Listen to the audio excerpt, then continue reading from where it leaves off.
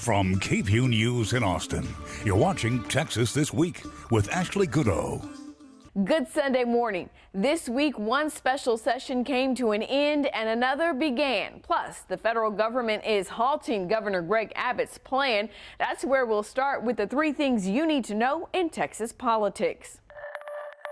Last week, the U.S. Attorney General filed a lawsuit against Texas to stop Governor Greg Abbott's latest border-related executive order. The order bans anyone other than law enforcement from transporting migrants who cross the Texas-Mexico border and requires state troopers to pull over any vehicle suspected of breaking the order.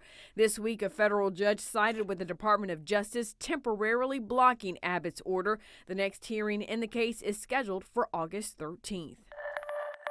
UT's decision to trade in the Big 12 for the SEC prompted a hearing under the Pink Dome. Monday, the Senate Select Committee on the Future of College Sports in Texas held a hearing to discuss the impacts of UT's move on other Texas universities. Lawmakers heard from several key players, including the commissioner of the Big 12 and the president of UT, who defended the university's decision.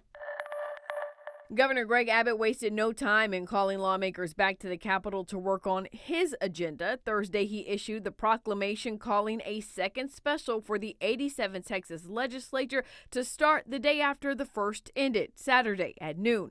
All 11 of the items from the first special session call are on the agenda, plus 6 more. Of course, the big question looming over this second special session is, will the Democrats and Republicans be able to work together to pass anything? Most importantly, funding for the legislature. Ross Ramsey, executive editor and co-founder of the Texas Tribune, joined me to break down what's happening under the dome. The Texas governor has the authority to call a special session to pass his priorities. Without a doubt, the first special session was anything but a success for Governor Greg Abbott. What does that say about his leadership? Well, I don't think it says much about his leadership necessarily. I think this has more to do with the Democrats and the Republicans and the issues at hand. You know, the governor called them into a legislative special session at the beginning of July, knowing that the Democrats really don't like the voting bill and knowing that the Democrats had already walked out once at the end of the regular session. You know, they made a calculation and said, look, we're going to put our special session agenda together. We're going to put this list of items on it, including that voting bill the Democrats don't like, and we'll see what happens. And what happened was that they were actually all in the room for about 3 days, and then the Democrats went to Washington, D.C. So now we've got this reboot starting up, and the question is going to be, will the Democrats be here for consideration of these things? It's basically the same agenda list, but there have been a couple of items added that may be of more interest to Democrats and Republicans to get passed. And the clock is ticking on a couple of deadlines that are important to all of them. Now, before we talk about that, I do want to ask you, you say it doesn't necessarily say anything about his leadership, but we heard from the Senate Democrats who said the governor did not call one meeting with them, has not sat down and talked with a Democrat about this legislation before trying to move it forward. Should he be trying to work with both sides to push this through?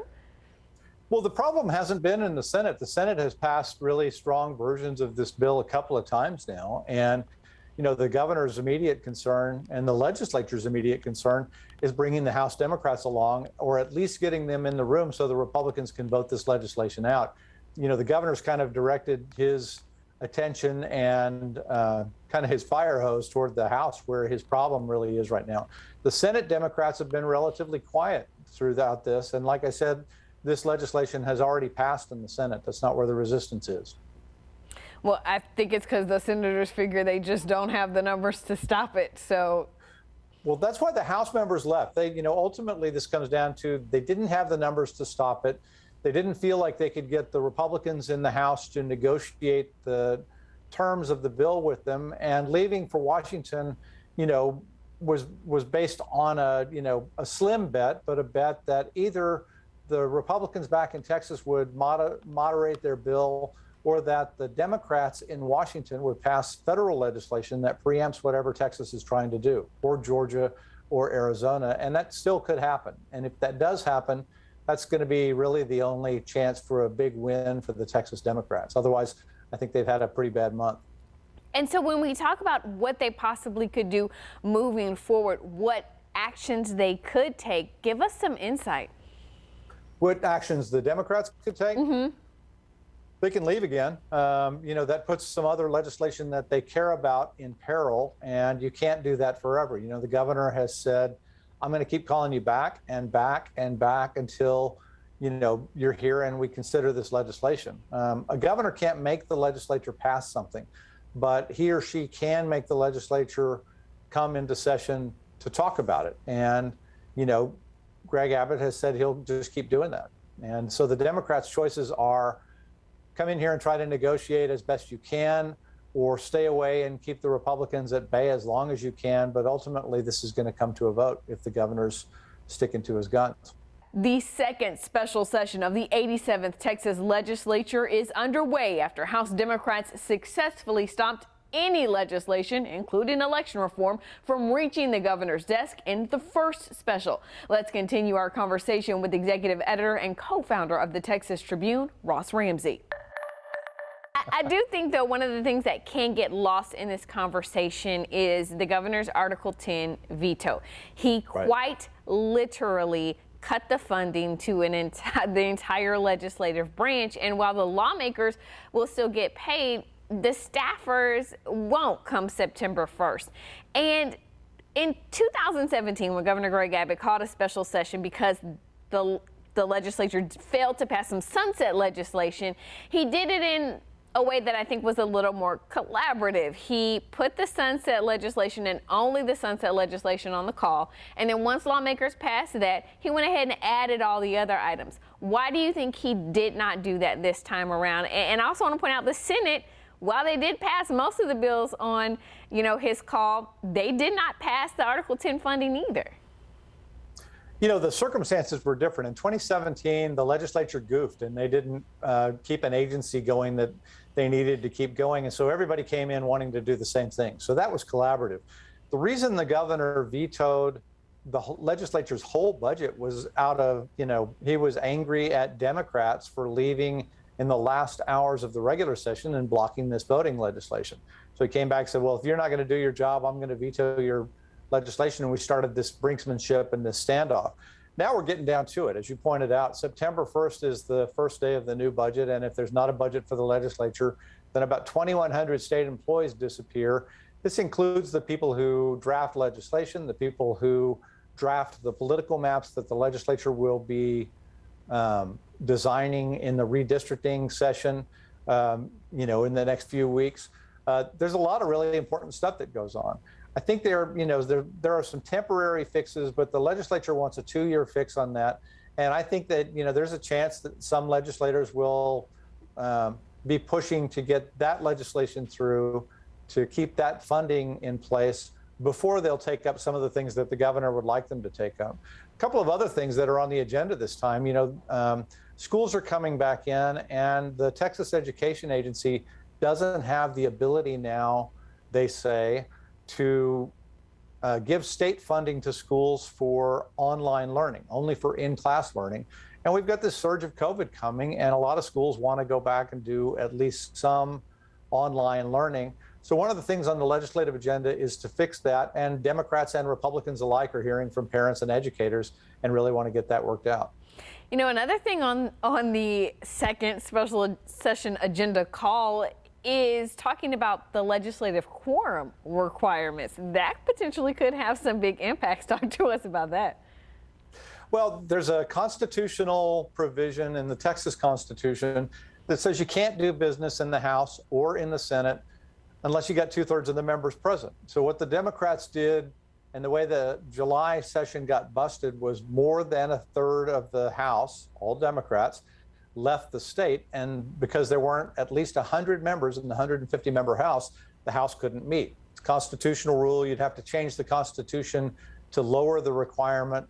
Lieutenant Governor Dan Patrick has suggested lowering it to a simple majority. But again, you have to have 2/3 of the legislature, 2/3 of the House, and 2/3 of the Senate agree to change the Constitution, and then you have to have a majority of voters. So it's a pretty high hurdle. All right, we will continue to watch that and the rest of the special session as it all unfolds. Ross, thank you so much for joining us today. It's always a pleasure. Thank you. And now, the last word. Friday marked a monumental moment in our nation's history. On August 6, 1965, President Lyndon Baines Johnson signed the Voting Rights Act into law. The landmark legislation banned voting policies of southern states that kept Black Americans from casting ballots. 1965. Think about that for a moment. 1965. Just 56 years ago. A time many of you can remember, and if you can't, your parents and grandparents can. Black people in Texas had to jump through hoops to cast a ballot, hoops that, for many, were just too high to reach. And even if you could pay the poll tax and find transportation to the colored polls, you weren't allowed to vote in all elections. I can stand here and talk about the history all morning, but let's hear from someone who lived it. When I first voted, 60-some years ago, I had to buy a poll tax. And they did not exempt me as they did others. And Texas has had a poll tax, and we did not get rid of our poll tax until 1966, even though the law had been passed.